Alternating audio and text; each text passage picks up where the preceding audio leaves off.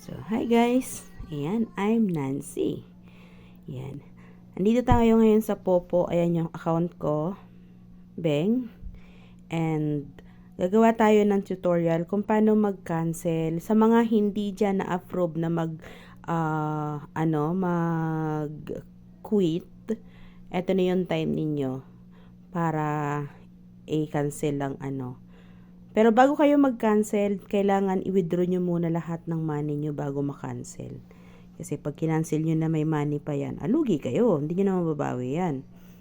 Ayan, punta tayo dito sa settings. And makikita nyo yung account security. Click nyo lang yan. And punta kayo dito, makita nyo yan, account, cancel account.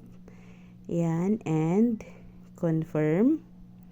Bago kayo mag-confirm, ayan, sinasabi niya, confirm to cancel the account nga. Ilalagay niyo yung ID number nyo.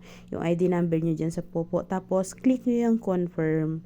And pag na-click nyo na yung confirm, maghihintay kayo ng 1 buwan bago nyo siya mabuksan ulit. Pero kapag hindi kayo sure, bubuksan nyo agad yung account nyo nang hindi kayo nakapagpalit sa ibang account. Halimbawa, may iba kayong ginagamit.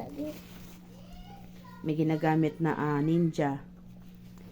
Nakalimutan nyo na i-open yan. Patay. Hindi kayo makakancel sa loob ng, hindi ko alam kung ilang buwan, pero etong cancellation is tumatagal siya ng 1 buwan bago makancel talaga. Para sure na makancel, wag nyo i-open yan. Okay, guys?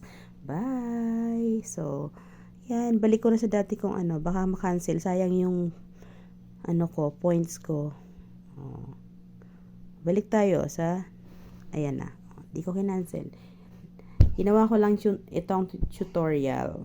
Ayan. Sa mga, dyan, sa mga hindi alam ang pag-cancel at sa mga na-reject ng agency na ayaw kayong paalisin, mayroon kayong tsansa makagawa ulit ng ibang account.